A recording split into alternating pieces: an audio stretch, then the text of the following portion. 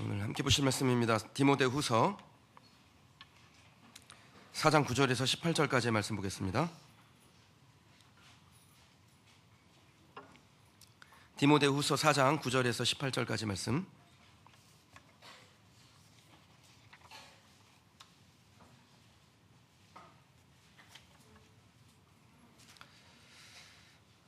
찾으신 줄 알고 제가 봉독하겠습니다. 디모데후서 4장 9절에서 18절까지 말씀입니다. 너는 어서 속히 내게로 오라. 데마는 이 세상을 사랑하여 나를 버리고 데살로니가로 갔고, 그레스게는 갈라디아로, 디도는 달마디아로 갔고, 누가만 나와 함께 있느니라. 내가 올 때 마가를 데리고 오라. 그가 나의 일에 유익하니라. 두기고는 에베소로 보내었노라. 내가 올 때 내가 들어와 가보의 집에 둔 겉옷을 가지고 오고, 또 책은 특별히 가죽 종이에 쓴 것을 가져오라. 구리 세공업자 알렉산더가 내게 해를 많이 입혔음에 주께서 그 행한 대로 그에게 갚으시리니 너도 그를 주의하라. 그가 우리 말을 심히 대적하였느니라. 내가 처음 변명할 때 나와 함께한 자가 하나도 없고 다 나를 버렸으나 그들에게 허물을 돌리지 않기를 원하노라. 주께서 내 곁에 서서 나에게 힘을 주심은 나로 말미암아 선포된 말씀이 온전히 전파되어 모든 이방인이 듣게 하려 하심이니 내가 사자의 입에서 건짐을 받았느니라. 주께서 나를 모든 악한 일에서 건져내시고 또 그의 천국에 들어가도록 구원하시리니 그에게 영광이 세세무궁하도록 있을지어다. 아멘.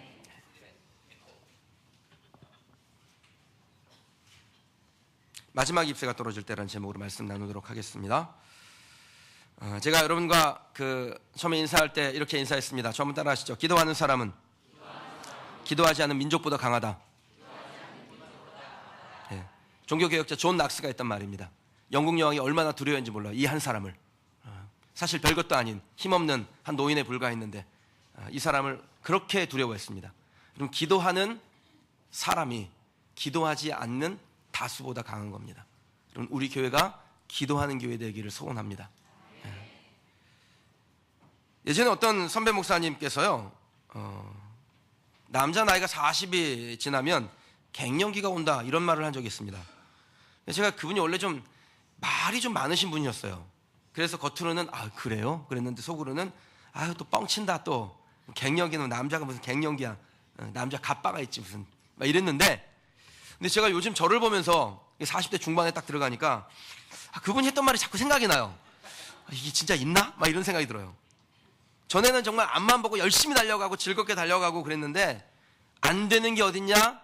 노력하면은 쨍하고 했던 날 돌아온다 막 이러면서 했는데 왠지 요즘은 좀 자신감도 좀 떨어지는 것 같고 안 될 것 같은 마음이 들고 겉으로는 막 큰 소리 땅땅 치는데 속으로는 괜히 그 소리 했나 봐 막 이런 생각이 들고 그렇습니다. 그러다 보니까 내가 이렇게 좀 초라한 느낌이 들고 그런 생각이 들어요. 오늘 설교 제목이 마지막 잎새가 떨어질 때 무슨 수필 제목 같은데 마치 이런 거죠. 인생이 막 뭔가 스산한 날씨와 같은 인생, 그런 형편에 놓여 있는 것 같은 그 신세가 나갔다 뭐 이런 생각이 들 때도 있습니다. 이러다가 뭐 나도 별 볼 일 없는 사람 되는 거 아니야? 막 이런 마음이 들고 주변 사람들이 다 제 감시자 같고 저한테 문자 보낼 때 좀 잘 좀 보내세요. 목사님 항상 감사합니다 이렇게 보내셔야 되는데 받침 하나 잘못 써가지고 목사님 항상 감시합니다 뭐 이렇게 정말 속 터놓고 얘기할 만한 사람도 없는 것 같고 뭐 혼자 쇼를 합니다. 목사님 성령님이 충만하지 않으셔서 그런 거 아닌가요? 뭐 이렇게 생각하지 마십시오. 그럼 목사도 그럴 때가 있습니다. 외롭고 또 서운하고 자신감이 바닥 정도가 아니라 막 지하실을 파고 내려갈 때가 있을 수 있습니다. 왜냐하면 그런 감정은 사람이 갖는 감정이기 때문에 그래요. 누구나 그런 감정이 있다라는 겁니다. 그럼 예수님도 그러셨습니다. 예수님께서 사람들에게 여우도 굴이 있고 공중에 새도 집이 있을 때 인자는 머리 둘 곳이 없다라고 그러셨어요. 그러니까 예수님이 자기의 초라한 삶에 대한 이야기를 하시는 거예요. 베드로와 야고보와 요한 제자들을 데리고 마지막 십자가 앞에 두고 기도하라고 하시죠. 그때 예수님이 정말 강철대오와 같은 마음으로 나 이제 십자가 질 거니까 잘 봐 내가 어떻게 십자가 지는지 이렇게 안 하셨다고요. 심히 놀라시며 슬퍼하사, 이게 예수님의 감정이셨어요. 십자가를 앞에 두고 막 심히 놀라시고 슬퍼하시고 이게 예수님의 감정인데 말씀하시되 내 마음이 심히 고민하여 죽게 되었으니, 예수님도 심히 고민하여 죽을 지경이었다라는 거예요. 그러면서 너희는 여기에 머물러 깨어 있으라, 기도해 줘라, 이렇게 당부를 합니다. 그럼 예수님도 강한 분이 아니셨습니다. 간혹 외로움, 고독 이런 것에 젖어 계셨습니다. 그러니 뭐 저라고 뭐 여러분이라고 외롭지 않다라고 한다면 거짓말이죠. 그거는 거짓말이에요. 거짓말이야 이거예요. 아닌 척하지만 외로운 감정은 진짜 어쩔 수 없는 것입니다. 이게 인간의 심리적인 현상이기 때문에 그렇습니다. 저나 여러분이나 뭐 대도시에서 버글버글대고 주변에 사람들도 많고 이야기 나누고 만나는 사람들도 있을지 모르겠지만, 여러분 우리가 그런 곳에 있다 그래서 외로운 감정을 느끼지 않는 건 아니라는 겁니다. 인도의 빈민가에서 사역했던 테레사 수녀가 이런 말을 했습니다. 외로움은 가장 무서운 형태의 가난이다. 가난한 사람들하고 살던 사람 아닙니까? 근데 그 가난한 사람들하고 살다 보니까 진짜 가난이 뭔지를 보게 된 거예요. 진짜 가난은 밥이 없어서 굶는 것이 아니라 외로운 거예요. 누구에게 내 마음을 얘기할 만한 사람을 얻지 못하는 그 외로움이 진짜 가난이구나, 이것을 말하는 것입니다. 그래서 나라들마다 이 행복지수를 조사해 보면 가난한 나라 사람들이 도리어 행복합니다. 행복하대요, 자기들은. 부자 나라는 도리어 자기들이 불행하다라는 거예요. 그래서 그 외로움, 그 두려움, 그것을 극복하지 못하고 극단적인 선택을 하는 경우가 많지요. 그럼 우리나라가 OECD 국가 중에서 24개인가요? OECD 국가 중에서 우리나라가 자살률이 제일 높습니다. 왜 그럴까요? 얼마나 잘 사는 나라가 됐습니까? 우리나라의 지금 형편을 뭐라고 표현하냐면 그 한민족 역사상 가장 잘 사는 때라 그래요. 여러분들 뭐 경기가 어려워요, 힘들어요, 뭐 그런 얘기 할지 모르지만 한민족 5천년, 6천년의 이 역사 중에서 지금이 가장 잘 사는 때입니다. 가장 부자예요, 지금이요. 그런데 사람들의 마음에 외롭다라는 거예요. 누군가에게 내 고민을 얘기할 만한 사람이 없다라는 겁니다.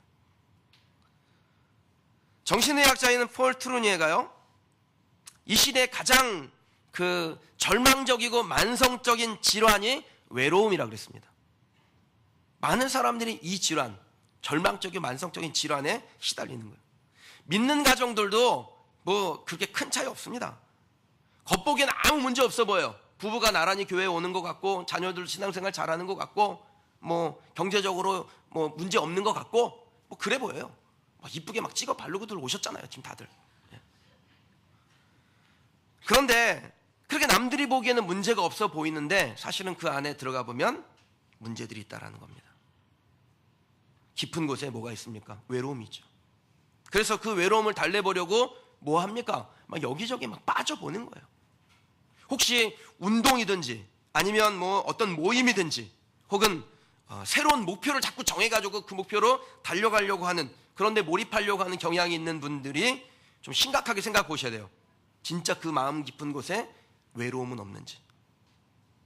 그 외로움을 채워보려고 뭔가로 자꾸 채우고 하는데, 붙잡으려고 하는데 여러분 그게 채워지지가 않습니다. 능력이 많다고 외롭지 않겠습니까? 그럼 착각이죠. 주변에 사람들이 많다고요? 저는 주변에 사람이 많으면 많을수록 더 외로운 거예요. 그래서 그걸 보고 군중 속의 고독이라 그러잖아요. 아무도 내가 외로운지도 몰라요. 이렇게 숫자가 이 정도 되면은 딱 얼굴색만 보면 뭔가 문제가 나오죠. 그래서 지난주에도 보니까 얼굴만 딱 보고 저분한테 좀 어려운 문제가 있을 것 같다. 전화했더니 영락없이 어려운 문제가 있더라고요. 딱 드러나죠. 그런데 사람이 많으면요, 내 주변에 사람이 많잖아요. 그럼 별로 관심도 없어요. 왔다 갔는지도 몰라요. 웃긴 얘기 해드릴까요? 좀 개그맨 중에 그렇게 우울증 환자가 많다는 거예요. 사람들 막 들었다 놨다 웃기는데 그 개그맨들이 우울증이 많대요. 뭐 공황장애 걸리고 우울증 걸렸다고, TV 안 나온다고 막 그런 사람들 요즘 많지 않습니까? 사람을 웃기는 직업을 가진 유머가 넘치는 사람에게 우울증이라니, 진짜 웃기는 얘기죠. 그럼 개그맨들이 끝까지 웃겨줍니다. 이렇게 방송 은퇴할 때까지 웃겨줘요. 나 우울증 걸렸다고. 창세기 2장 18절 말씀해 보니까요, 여호와 하나님이 이르시되 사람이 혼자 사는 것이 좋지 아니하니 내가 그를 위하여 돕는 배필을 지으리라. 성경에 하나님께서 다 좋다 아름답다 뭐 그랬는데 좋지 않다라는 말이 처음으로 나옵니다. 2장 18절에. 근데 그 좋지 않다라고 정의한 첫 번째 감정이 뭐냐? 외로움이라는 겁니다. 혼자 있는 것. 외로움, 여러분 부정도 하지 마시고 방치도 하지 마시고요. 이거 해결하시기 바랍니다. 그럼 어떻게 해결할 수 있습니까? 진짜 내 인생의 마지막 잎새가 달랑달랑 떨어질랑 말랑 떨어질랑 말랑 이럴 때, 그 외로운 감정이 들 때 어떻게 해야 될지 말씀 가운데서 답을 찾는 저와 여러분이 되시길 원합니다. 오늘 말씀 보니까 이 디모데 후서, 사도 바울이 가장 마지막 인생의 가장 끝머리에 기록한 성경이었습니다. 진짜 탁월한 사역자죠. 목회적으로나 신학적으로나 선교적으로나 타의 추종을 불허하는 그러한 정말 능력 있는 사람이었습니다. 근데 이 능력 있는 사람도 외로움을 피할 수 없다라는 겁니다. 목회 말년에 감옥에 갇히는데요, 그 감옥에서 진짜 신박한 외로운 상황에 직면하게 됩니다. 우리가 알다시피 바울은 주변에 사람이 참 많은 사람이었습니다. 돕는 사람들, 동역자들 얼마나 많습니까? 그러니까 지금 담임 목사라고 한다면은 부목사들이 많은 거예요. 바울에게는요. 지교회도 엄청나게 많아요. 각 도시마다 지교회가 있어요. 그런데 그 바울이 인생 만렵에 이 로마의 지하 감옥에 갇히게 됐는데, 그 지하 감옥에 갇힌 후에 사람들이 바울을 찾아오질 않습니다. 바울을 찾아왔다가 자기도 똑같은 신세 될까봐, 감옥에 갇힐까봐 찾아오질 않아요. 그 아무도 찾아오지 않는 지하 감옥에서 외로움, 어쩔 수 없이 당하는 거죠. 근데 그 외로움을 바울이 해결을 하더라는 겁니다. 어떻게 해결을 했을까요? 여러분, 오늘 말씀 속에서 마지막 잎새가 떨어질 때와 같은 이 상황, 아무도 내 주변에 없는 것 같은 그런 느낌이 들 때, 그때 그 외로움을 이겨내는 법을 발견하실 수 있기를 주님의 이름으로 축원합니다. 외로움이 찾아올 때, 마지막 잎새가 떨어질 것 같을 때, 여러분 우리가 어떻게 해야 됩니까? 첫 번째는요, 관계의 부재를 해결하셔야 돼요. 관계의 부재를 해결해야 됩니다. 외로움은 사람의 부재에서 오는 게 아닙니다. 사람이 내 주변에 많아요? 그럼 외롭지 않을 것 같아요? 천만의 말씀이요. 진짜 외로움을 해결하려면 사람들을 내 곁에 많이 두는 것이 아니라 관계의 부재, 막혀 있는 것을 뚫어야 되는 것입니다. 저는 가끔 이렇게 핸드폰을 이렇게 열어서 전화를 해보려고 쫙 돌려보면요, 딱히 전화할 사람이 없다 이런 생각이 들 때가 있어요. 물론 업무적으로는 신방하거나 이러려면은 할 수 있죠. 그런데 정말 그 목사 타이틀 땅 떼고 내 마음의 상태가 어떻다, 이 얘기를 하기가 참 쉽지 않구나, 이 전화번호 안에 있는 사람들에게는. 그런 마음이 들 때가 있습니다.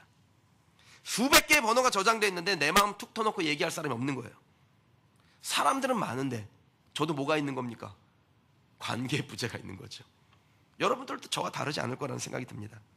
여러분, 외로움은 내 핸드폰 안에 전화번호가 수백 개, 수천 개 저장되어서 해결되는 게 아닙니다. 관계의 부재를 해결해야 됩니다. 그러니 외로움을 해결할 수 있는 첫 번째 방법이 뭐겠어요? 인간관계를 회복하는 거죠. 참된 관계를 만드는 겁니다. 내 이야기를 들어줄 수 있는 사람을 내 주변에 만드는 겁니다. 제가 우리나라 대통령을 보면서 참 한편으로 마음이 아픕니다. 그러니까 얼마나 친구가 없으면, 그 조리장이 그런 얘기를 했다잖아요. 대통령의 취미는 혼자 밥 먹으면서 TV 보는 거라고. 얼마나 친구가 없으면 정말 그런 일을 좋아했을까. 유일한 관계가 최순실인데 그 최순실 때문에 인생을 망친 거 아닙니까, 여러분? 만약에 좋은 관계가 있었다면요, 가족 관계가 좋았다든지, 아니면 친구 관계가 좋았다든지, 아니면 멘토가 있었다든지 그랬다면 이렇게 불행한 대통령이 되진 않았을 거 아닙니까? 바울이 관계 부재를 해결하려고 합니다. 10절을 같이 한번 좀 보실까요? 10절 말씀 함께 읽겠습니다. 데마는 이 세상을 사랑하여 나를 버리고 데살로니가로 갔고, 그레스게는 갈라디아로, 디도는 달마디아로 갔고. 이것이 지금 바울의 상황이에요. 데마는 세상을 사랑하여 나를 버리고 데살로니가로 갔다. 데마가 어떤 사람입니까? 바울의 한창 사역을 열심히 할 때요, 핵심 측근으로 바울 곁에서 복음 사역을 도왔던 사람이었습니다. 성경에 데마라는 이름이 몇 번 나옵니다. 중요한 사람이라는 거예요.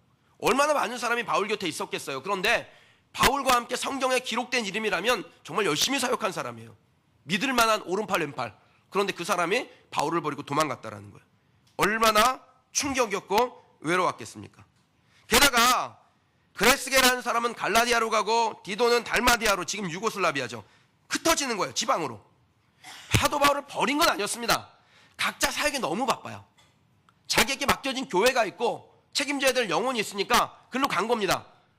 어쩔 수 없이 보냈긴 했지만 외롭지 않은 건 아니죠. 자기의 곁을 떠났으니까. 여러분들이 예를 들면은 어느 날 갑자기 목사님 제가 하나님께 비전을 받아서 선교사로 가겠습니다. 그래가지고 선교사로 가요. 그러면은 하나님 나라의 비전을 받으셨군요. 축복합니다. 열심히 하세요. 내가 이렇게 얘기는 할 수 있겠지만 속에는 어떤 마음이 들까요? 외로운 거죠. 헤어짐에 서운한 거고 아쉬운 거고. 바울이 그랬다라는 것입니다. 가장 힘들고 어려웠던 시절에 사람들이 바울의 곁을 떠나게 됩니다. 뭐 싫어서 떠났든 아니면 사역 때문에 떠났든 떠난 거예요. 주변에 아무도 없고 누가 있어요? 누가만. 누가 한 사람만 바울 곁에 주치의로 딱 지키고 있는 거죠. 정말 인생의 마지막 잎새가 떨어질 때 아닙니까? 디모데후서 기록하고 죽으니까. 그때 바울 곁에 단 한 명만 지키고 나머지는 다 떠나버렸습니다. 차디찬 로마 감옥에서 그냥 외로움에 빠져 정신적인 질병에 걸릴 그때 바울이 무엇을 하냐면 자기의 관계에 부재가 일어났던 것을 해결하려고 합니다. 11절이 그 해답입니다. 같이 한번 큰 목소리로 읽겠습니다.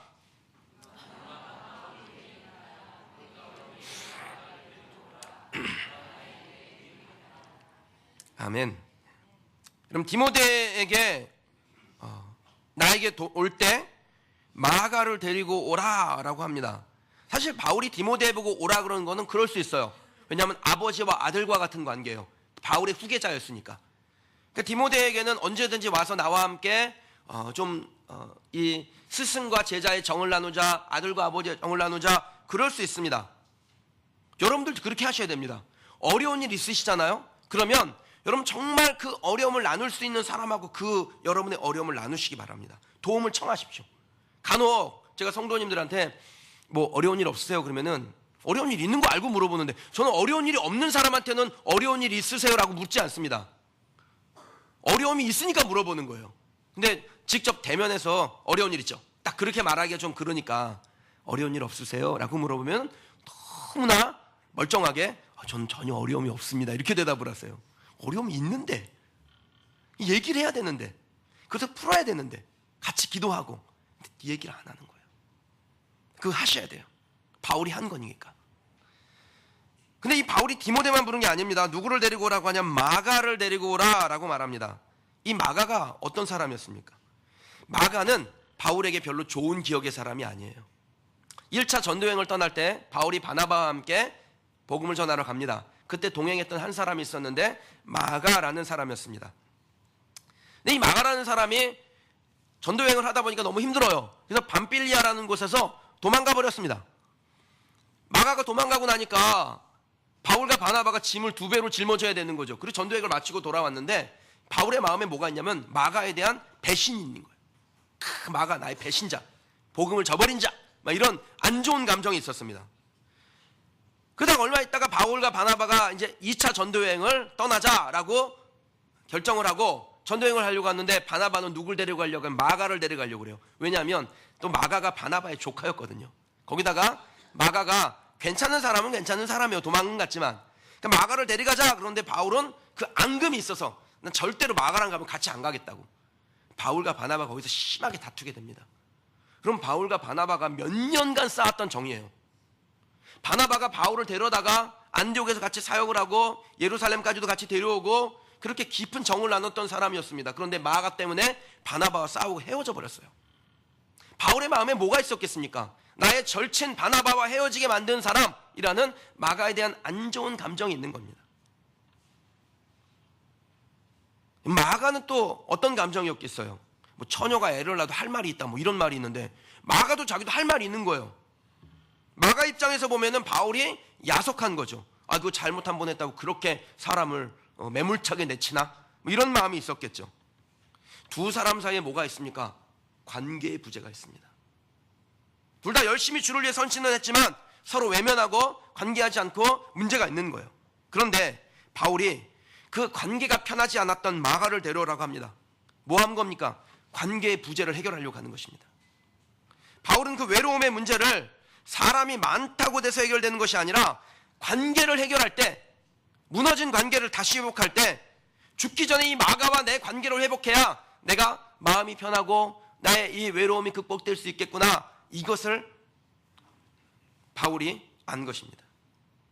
그때 사도 바울의 심정의 고백이 이런 거겠죠. 나는 비관적인 사람이 되기보다는 긍정적인 사람, 더 나은 사람, 적극적인 사람이 되겠다. 여러분에게 좋은 관계가 있을 겁니다. 그러나 다 그렇진 않겠죠. 그보다 못한 관계도 있고 좀 안 좋은 관계도 있을 겁니다. 그럼 그들을 향해서 갈 때, 그를 향해서 갈 때 좀 여러분의 결정이 더 나은 사람이 되는 결정이 되기를 주님의 이름으로 축원합니다. 방법은 먼저 다가서는 것입니다. 좀 더 좋은 관계였던 디모데, 그와 정을 나누는 것도 중요했지만 조금 불편했던 관계 마가와 그 관계를 회복하고 조금 더 나은 사람, 조금 더 긍정적이고 접근적인 사람이 될 때 이 바울이 자기의 외로움을 극복했죠. 여러분들도 그렇게 하셔야 되는 것입니다. 시카고 대학의 심리학자인 존 카시오포 교수가요, 부정에 대해서 이렇게 정의를 합니다. 내 자아 안에서 계속해서 전염되는 것. 그럼 부정이라는 게 뭐냐면 내 자아 안에서 계속 전염돼요. 끊어내지 않으면 이게 돌고 돈다라는 것입니다. 비관적인 삶의 태도로 살면 계속해서 내 자아가 비관이라는 전염병에서 빠져나오지 못한다라는 겁니다. 그럼 바울이 감옥 안에서 갇혀 있으면서 내가 더 나은 삶의 태도를 가지겠다라고 결정을 했을 때 그는 자신의 외로움, 고독, 부정적인 마음, 비관적인 환경에서 빠져나올 수 있었습니다. 사랑하는 우리 그린시티 교회 성도 여러분, 여러분이 외로울 때, 힘들 때, 고독이 느껴질 때 청하여 함께 교제할 만한 사람이 있습니까? 그런 신실한 관계가 있습니까? 삶의 위기를 만났을 때, 비바람 인생에 몰아칠 때 그 비바람을 막아줄 우산과 같은 사람이 혹시 있습니까? 그러면 생각해 보시기 바랍니다. 별로 생각이 안 납니까? 핸드폰 막 돌렸는데 별로 다 쓸데없는 사람 같아요. 여러분 너무 멀리서 찾지 마십시오. 여러분 핸드폰에 1번으로 저장된 거, 1 단축번호 누르면 나온 사람 있죠? 그 사람이 우리의 외로운 문제, 고독의 문제를 해결할 수 있는 사람이에요. 그 사람과의 관계를 회복하시기를 노력하셔야 됩니다. 멀리서 찾지 마십시오. 이 공동체 안에, 여러분의 셀 안에, 교회 안에, 또 함께 기도하는 모임 안에 있는 분들이, 그분들과의 관계를 회복하는 것들이 우리의 외로움을 해결하는 방법입니다. 그리고 한 가지만 더 해보시기 바랍니다. 좀 불편한 관계에 있는 분 있잖아요. 그 사람에게 전화를 하거나 만나거나, 그래서 그냥 사는 이야기를 하시기 바랍니다.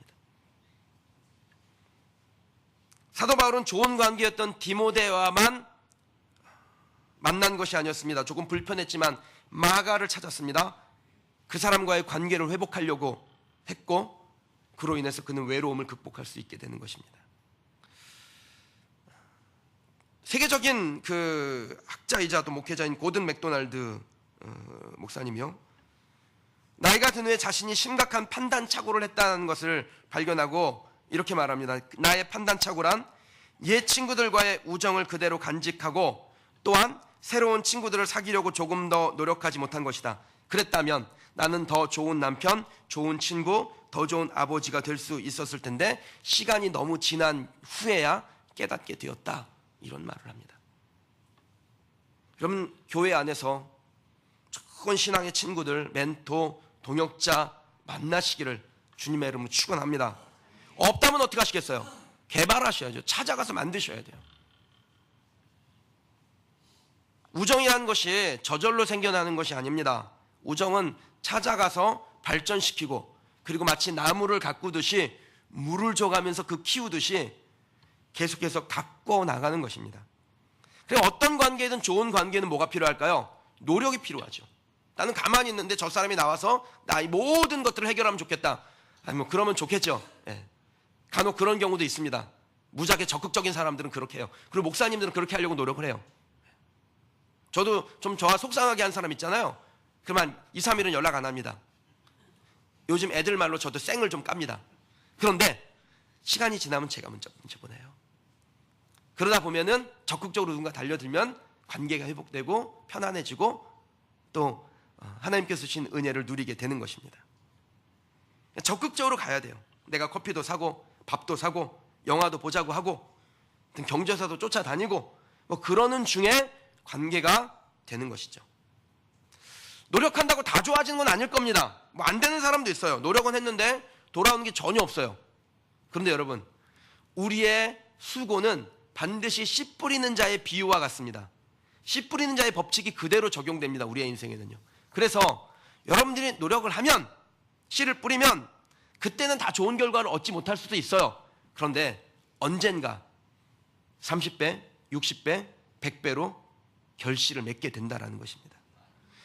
사람과의 관계를 그 관점에서 바라보면요, 우리가 씨를 뿌려놓으면 내가 어려울 때, 외로울 때 생각지도 않은 사람에게 100배로 돌려받게 된다는 것이죠. 여러분, 좋은 관계를 만드는 데 노력하는 우리 성도들이 되시길 주님의 이름으로 축원합니다. 여러분들이 여러분의 친구들을 또 여러분의 가족들을 교회로 청하고 함께 예배하고 교제를 나누게 하는 것, 그게 바로 관계를 만들어가는 것이죠. 그거를 잘 하시면 돼요. 외로움이 찾아올 때, 내 마음의 마지막 잎새가 떨어지는 것 같을 때 어떻게 해야 될까요? 두 번째 방법입니다. 외로움은 외로움으로 이겨내십시오. 이열치열이란 말 있죠. 뜨거운 건 뜨거운 걸 이기는 거 아닙니까? 여러분, 외로움도 외로움으로 이기는 겁니다.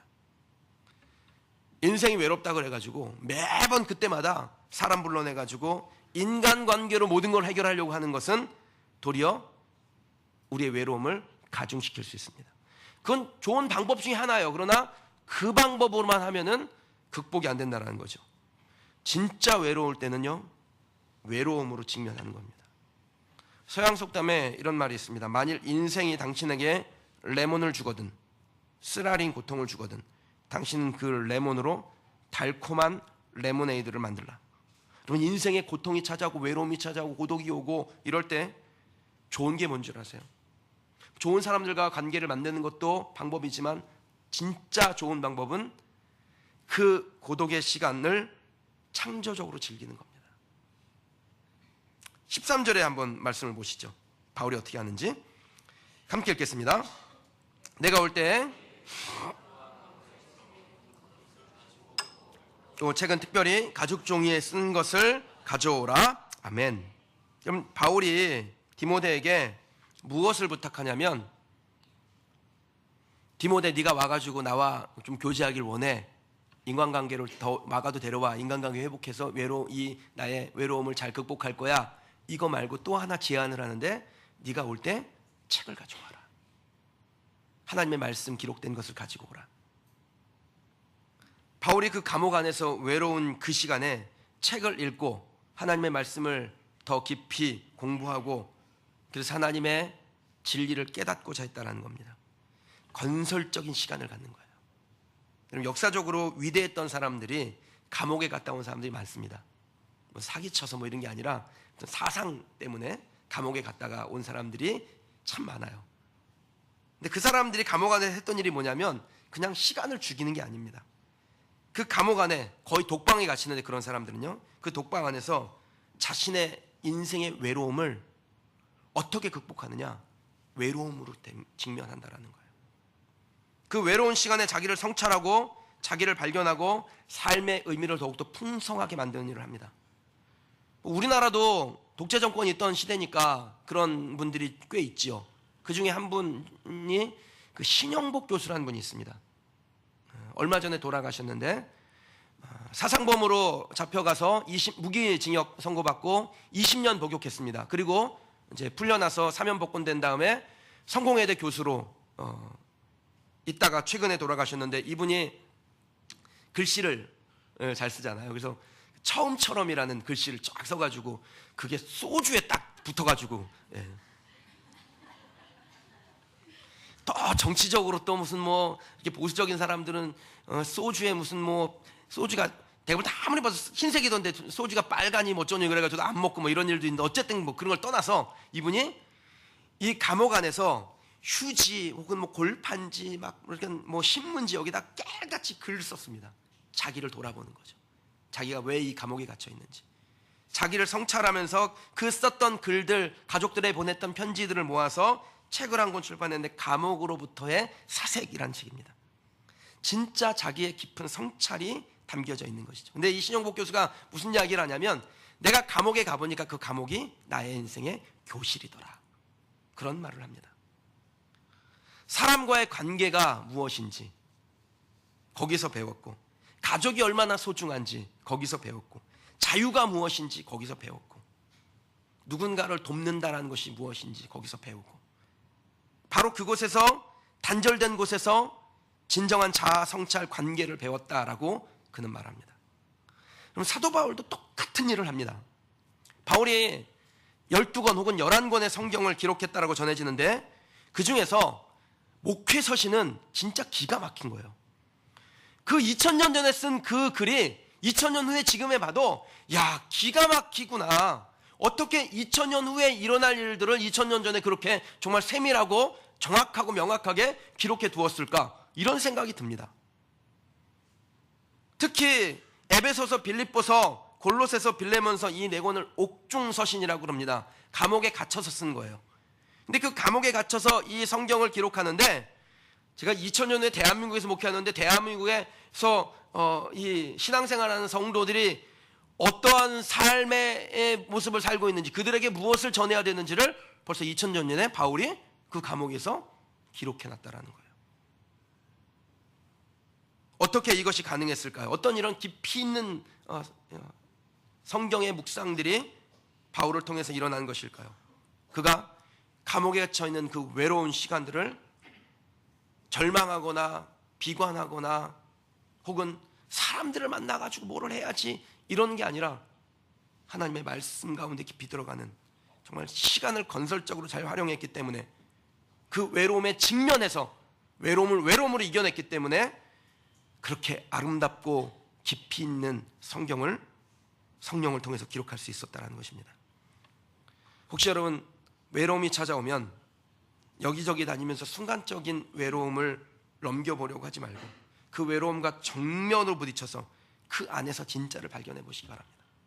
기도원도 좋고, 골방도 좋고, 침묵도 좋고, 하여튼 오직 주님을 만날 수 있는 곳에서 여러분의 외로움의 시간들을 바꾸어내는 성도가 되시길 주님의 이름으로 축원합니다.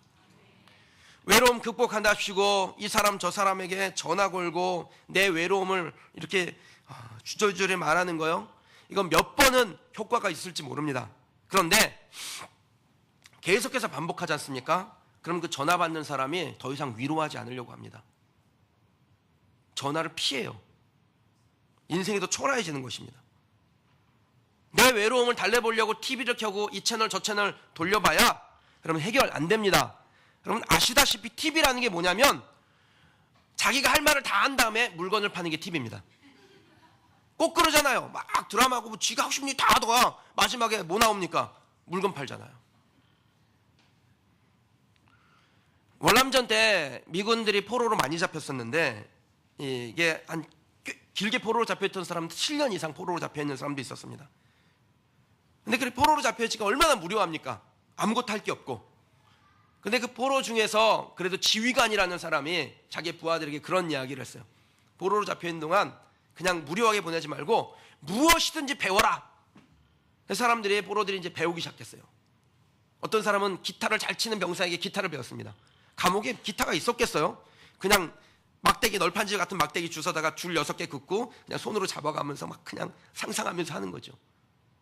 그런데 그렇게 7년 동안 널판지 붙잡고 기타를 배웠던 그 사람이 포로로 풀려나가지고 실제로 기타를 딱 잡았는데 드릉 하고 기타를 진짜 멋있게 연주하더란 거예요. 한 소령은 막대기를 하나 주워다가 자갈도를 치는 연습을 했습니다. 골프라고는 쳐본 적도 없는 사람인데 할 게 없으니까 거기서 자갈도를 치는데, 그렇게 7년 동안 자갈도를 치다가 포로에서 풀려나서 고국으로 돌아갔는데 실력이 거의 준 프로. 72타 맞나요? 72타 맞나요? 예, 그걸 뭐라 그래요? 2분파. 예. 어떤 사람은요, 아침 점심 저녁으로 팔굽혀펴기를 그냥 열심히 하는 거예요. 체력에다 길러야지. 빨리 열심히 하는데 체력도 길러질 뿐 아니라 이 사람이 나중에 기네스북에 이 팔굽혀펴기 신기록으로 등재도 됩니다.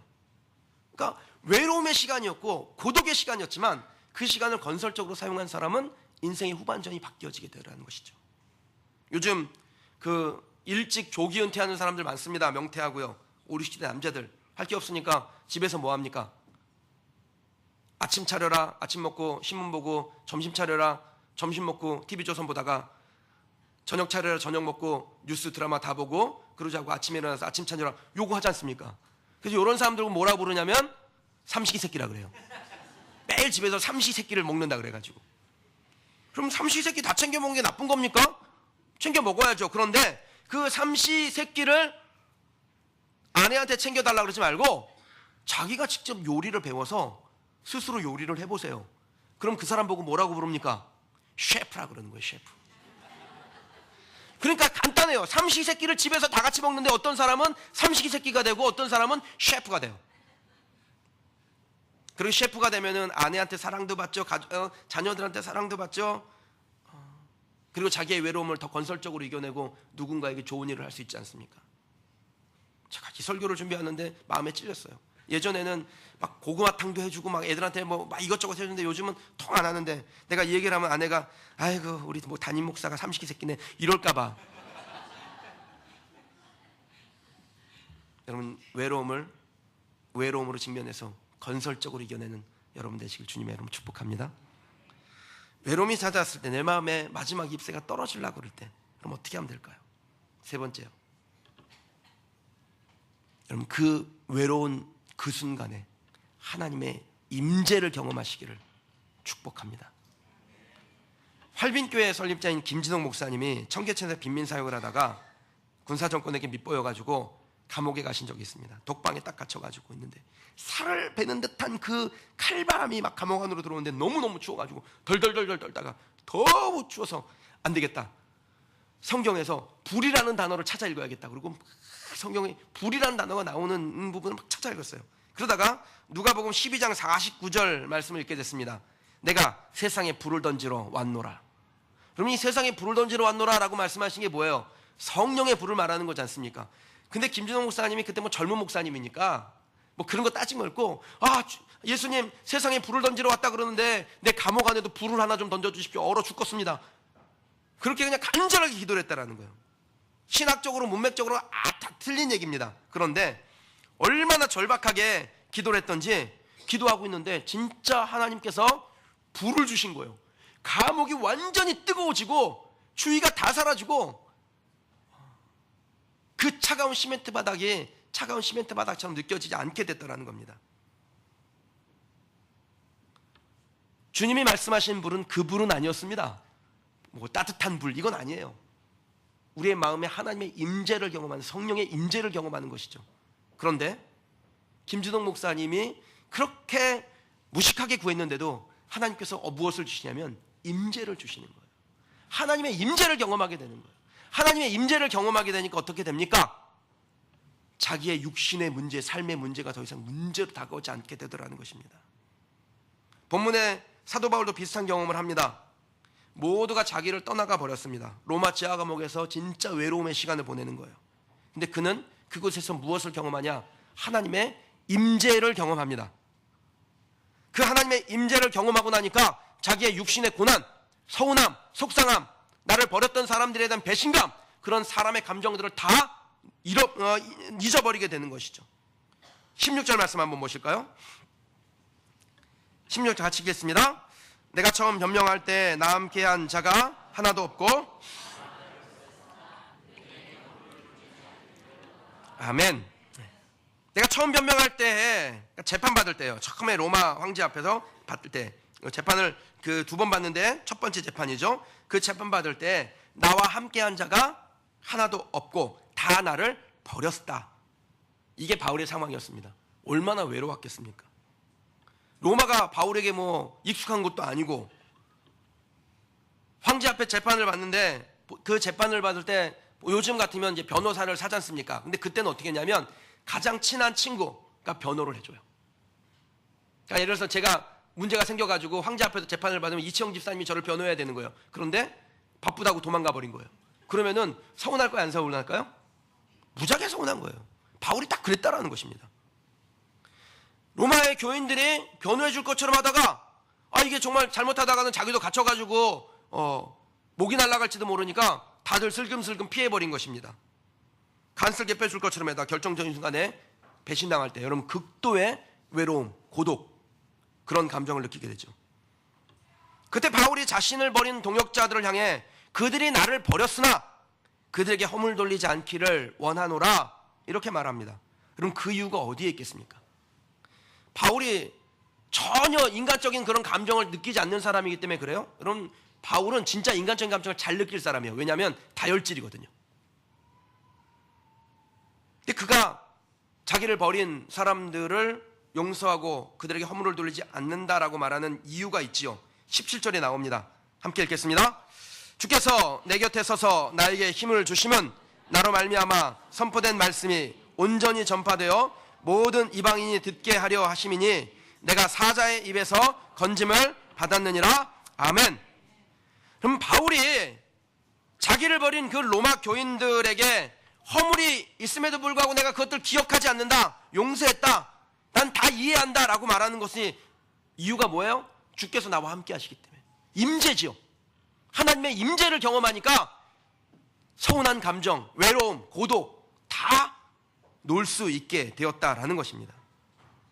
그 어렵고 힘든 순간에 하나님이 나를 사자의 입에서 건져주시고 모든 악한 일에서 건져주시고 나를 천국에 들어가게 하시면 하나님의 영광을 보게 하셨다.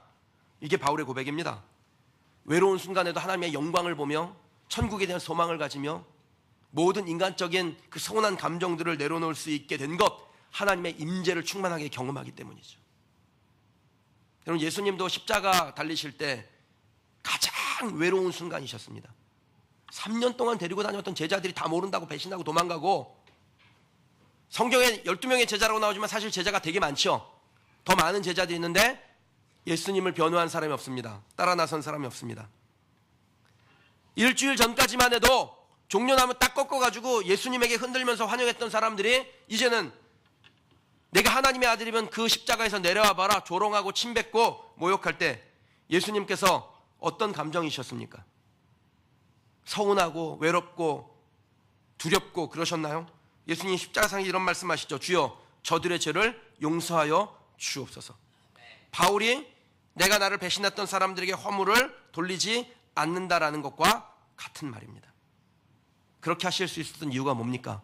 예수님 안에 예수의 영, 성령이 있기 때문이죠.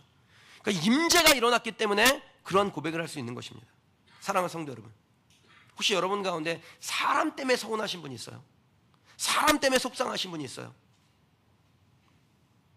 내 환경은 왜 이 모양이고, 나는 왜 이렇게 속상한 일을 당해야 되고, 나는 왜 인정을 못 받고, 그런 마음이 혹시 있어요?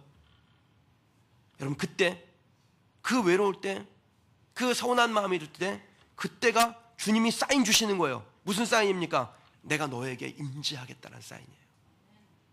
외로워? 서운해? 속상해? 그래, 그럼 내가 너에게 임재할게. 그래서 너를 위로할게.